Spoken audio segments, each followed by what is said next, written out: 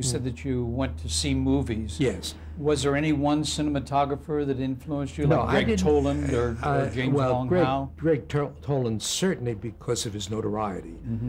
Remember, we had no contact with that industry.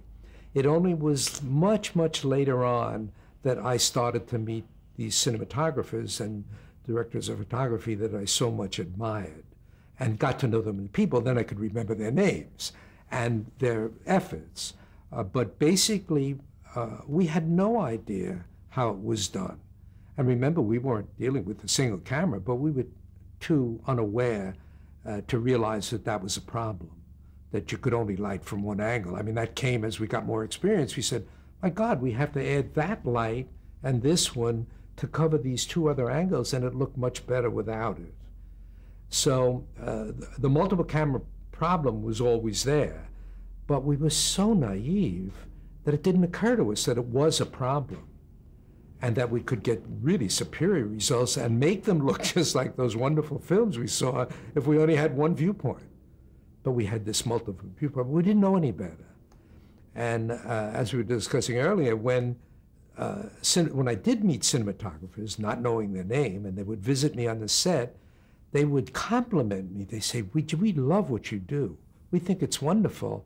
And I'm thinking, sure, they love what they do. And I see this perfect image that these guys would deliver to a film camera. And I'm thinking, what do they admire about what I do? Well, it was the speed and the multiple camera thing that had them defeated.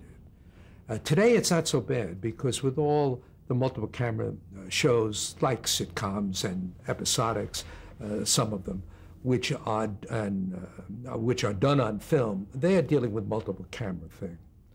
One aside on that, which has always bothered me, and this is the only conflict that I have with cinematographers. They will say, well, you television people light flat.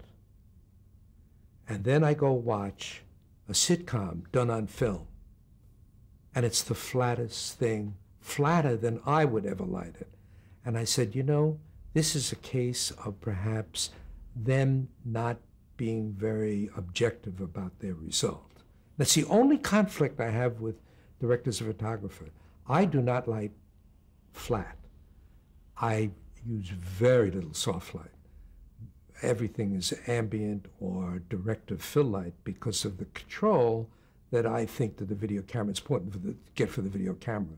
And that thing has always rubbed me the old way. I can take other things. How come you didn't do this? How come you do? Well, many of those compromises, the multiple camera things, they just don't understand. But the only problem I have with is the use of flat.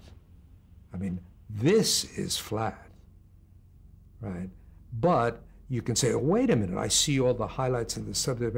Well, flat is a very, very thing that demands a definition. And that's the only thing that really problem I have with film directors of photography.